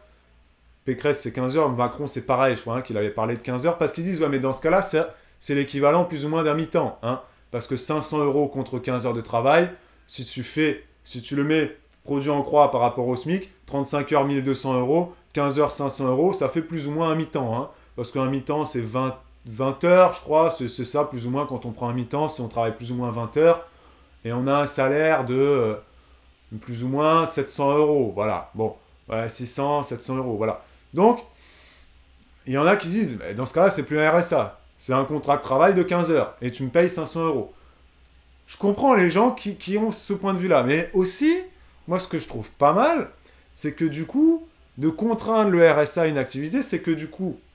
Là, par contre, si tu contrains le RSA à une activité, il faudrait quand même que ça soit l'État qui trouve l'emploi aux bénéficiaires du RSA. Parce que dans ce cas-là, si en plus de ça, c'est aux bénéficiaires du RSA d'aller trouver un travail, là, je pense que ça serait déjà trop difficile parce qu'il y en aurait plein qui ne trouveraient pas de travail et qui diraient bah, j'ai pas trouvé de travail, regardez, j'ai fait les démarches, je suis allé, j'ai postulé, j'ai envoyé des CV, si, ça.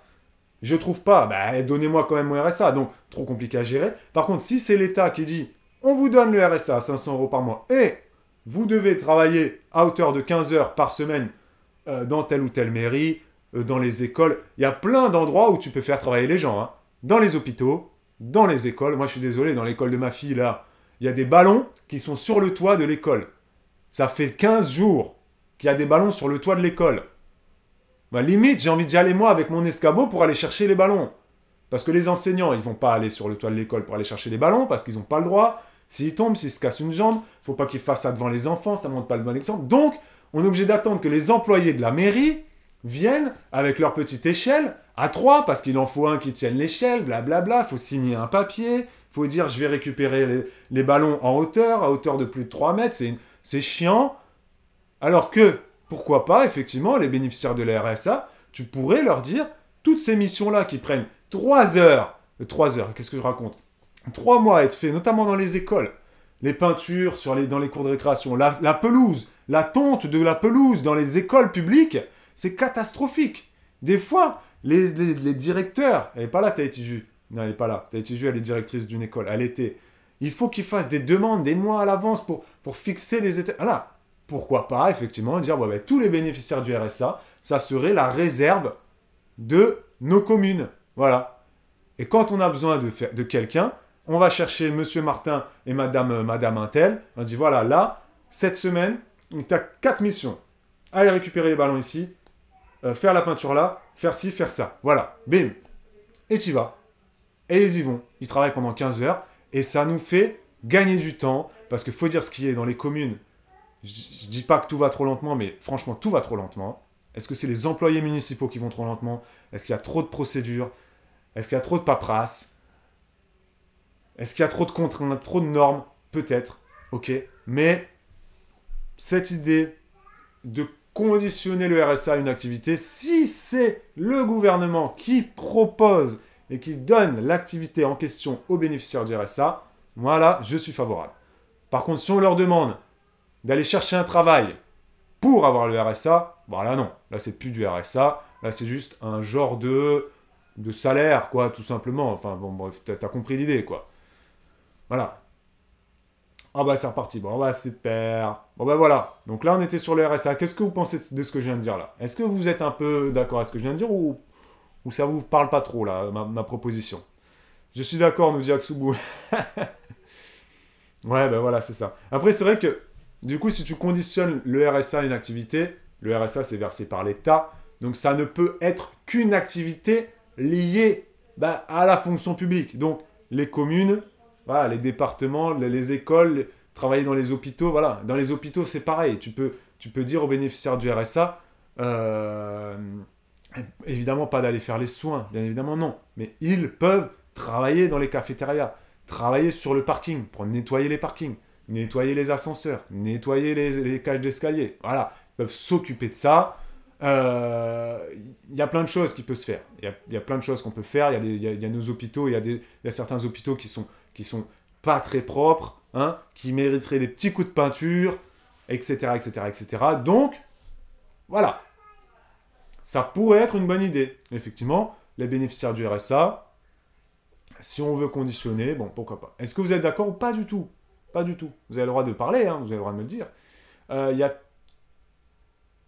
12C qui nous dit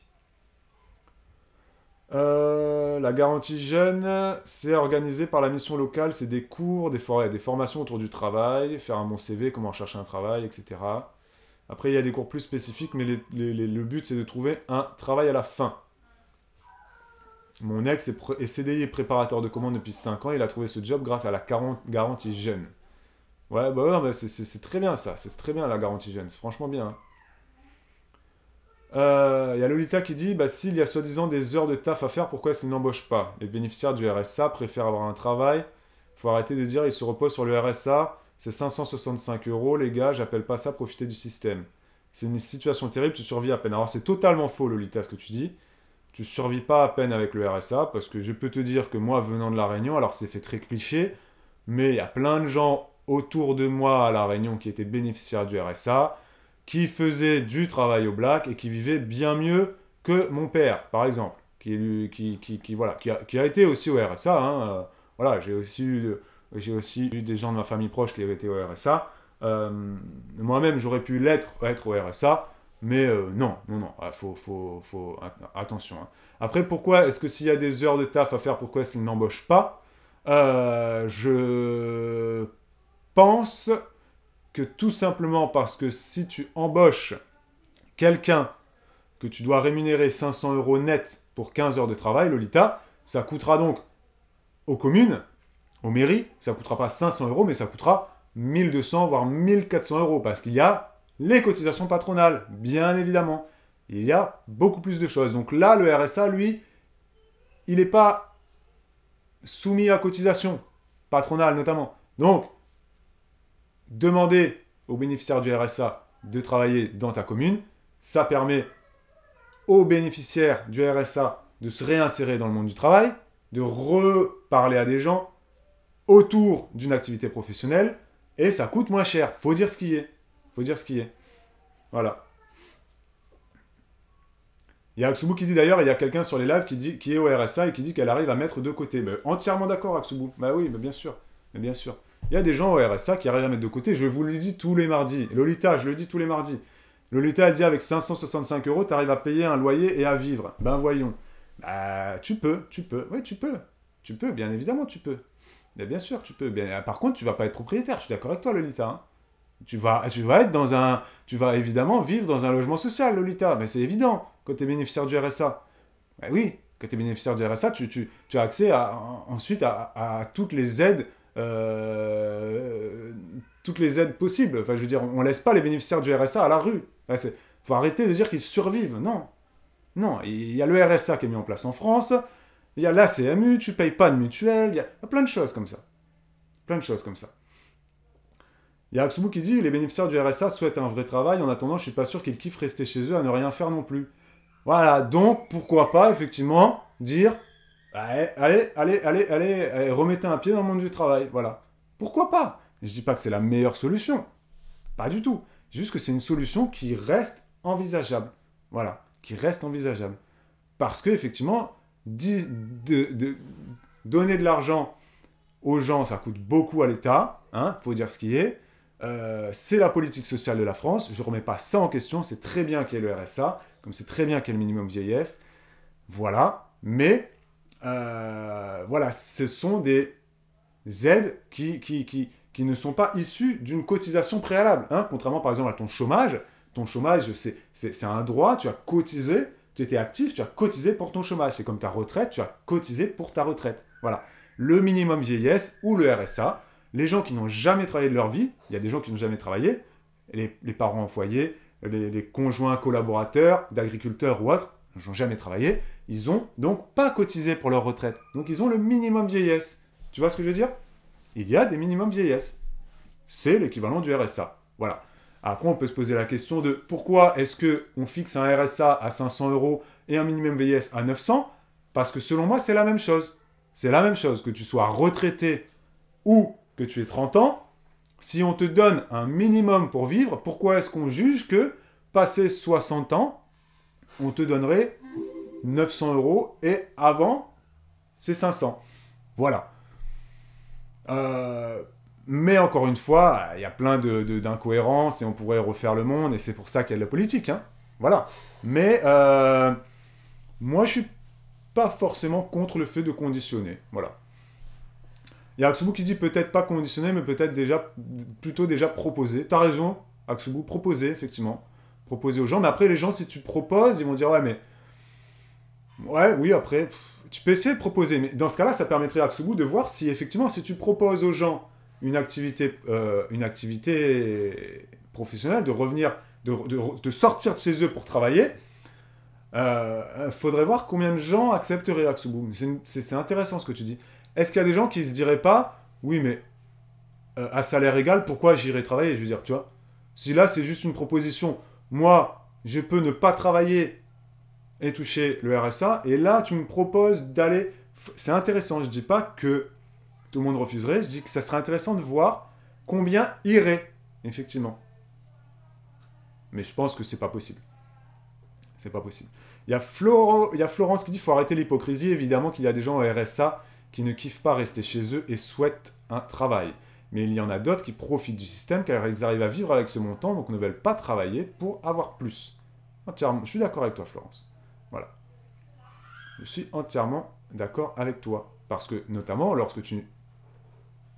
si tu arrives à vivre avec ce montant-là, pourquoi vouloir avoir plus? Tu fais des petits boulots au black à côté, tu fais des trucs sur le Bon Coin, sur Vinted, le système D, tu gagnes de l'argent via l'économie collaborative, qui est floue, qui est noire, qui est black, hein. C'est que de l'économie du black, ça, hein. Vendre des trucs, aller faire des vide-greniers, revaloriser quelque chose que tu as acheté à 5 € pour le revendre à 30, tout ça, c'est de la petite économie collaborative au black. Louer ta perceuse, louer ta tronçonneuse, aider ton voisin à refaire sa pergola, petit service entre voisins, tout ça, c'est une activité qui reste floue en France, qui se développe de plus en plus, et voilà.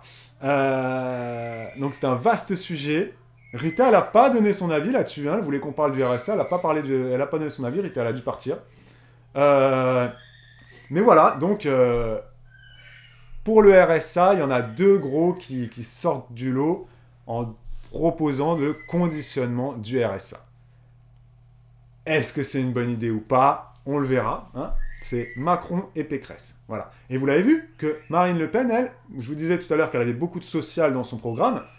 Je sais qu'il y en a qui ne sont pas d'accord avec ça, qui considèrent que Marine Le Pen est toujours quelqu'un de... et uniquement quelqu'un de droite raciste, de la droite raciste.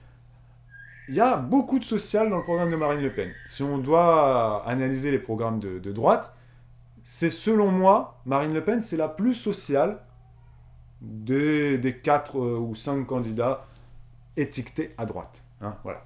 Même s'il y en a qui mettent l'étiquette sur Macron, qui mettent l'étiquette de gauche sur Macron. Donc bon, Macron, il est un peu flou. Il y a Aksubu qui dit mettre en place la proposition au début du mandat en disant que dans 2 ans, il sera conditionné. Donc préparez-vous. Oui, non, mais bien, c'est sûr. Mais de toute façon, si Macron est réélu, il y aura des gros changements au niveau de la retraite, du RSA et du chômage. Ça, c'est évident. Le chômage a déjà changé, là. D'ailleurs, on n'a pas analysé le chômage, mais bon, on le fera la prochaine fois. Mais c'est sûr que les plus gros réformateurs, on peut dire, ça restera Macron et Pécresse, honnêtement. Je pense que si Marine Le Pen est élue présidente, il y aura des changements, mais ça ne sera pas les gros changements non plus. Je pense que si les plus gros changements viendront de la part d'Emmanuel Macron, c'est sûr, parce qu'il y a plein de choses qu'il voulait faire ce quinquennat-là qu'il n'a pas fait. S'il est réélu, il va le faire, c'est évident. Et Pécresse aussi a pas mal d'idées de grosses réformes à faire. Ça, c'est sûr. Après, hein, on verra. Peut-être que Mélenchon sera au second tour comme l'a proposé, l'a évoqué Lolita. On verra. On verra ça, c'est dans 3 semaines. Bon les amis, je vous laisse. Je vous laisse. Merci à tous pour ce live du jeudi matin. Donc la semaine prochaine, bah, on continuera à parler de tout ça. On continuera à analyser les propositions des candidats. On fait ça jusqu'au 24 avril. N'oubliez pas, retenez, c'est le 10 et le 24, bien évidemment. Donc la semaine prochaine, on parlera probablement du chômage, parce qu'on ne l'a pas fait là. Et on parlera aussi de la durée légale du travail. Voilà. Parce que c'est vrai que ça aussi, c'est un gros sujet. Revenir aux 32 heures pour certains partis, mettre fin aux 35 heures pour d'autres. Là, voilà. Ça, c'est quelque chose, voilà. On va parler de ça. Est-ce qu'on travaille trop en France? Est-ce qu'on travaille pas assez? Voilà. Voilà. On verra ça. Ok, et si on a le temps aussi, on parlera un peu, ben, évidemment, des familles. Voilà, j'ai envie de parler des familles avec vous, notamment les allocations familiales, le droit des parents, congé maternité, congé paternité. Est-ce qu'il faut harmoniser ça? Est-ce qu'il faut que ce soit plus, moins? Est-ce qu'il y a trop d'allocations familiales? Est-ce qu'il y a trop d'aide pour les familles? Pas assez. Voilà, nous on a 3 enfants, on est en plein dedans, donc voilà. On parlera de ça. Ok, gros bisous à tous, merci beaucoup. Merci à tous ceux qui ont regardé ça en replay sur YouTube aussi. Vous pouvez revenir là, si vous êtes sur Twitch. Je pense à tous ceux qui ont des avis très différents des miens. Vous pouvez revenir sur YouTube aussi. Les lives sont mis en replay sur la chaîne YouTube Juliana et Julien 2 jours après là. Et vous y allez de votre petit commentaire. N'hésitez pas, même si vous n'êtes pas d'accord avec moi, pas d'accord avec... voilà, vous n'êtes pas d'accord entre vous. Vous pouvez retourner sur YouTube pour continuer votre conversation aussi. Vous avez le droit, parce que là, voilà, ça fait parler le RSA, la retraite, le chômage, tout ça, ça fait parler. Donc, vous pouvez revenir sur YouTube, vous mettez votre petit commentaire. Très bonne journée à tous, c'était un plaisir pour moi. Je vous dis à mardi, 10h, pour un prochain live. Très bonne journée, prenez soin de vous. Ciao.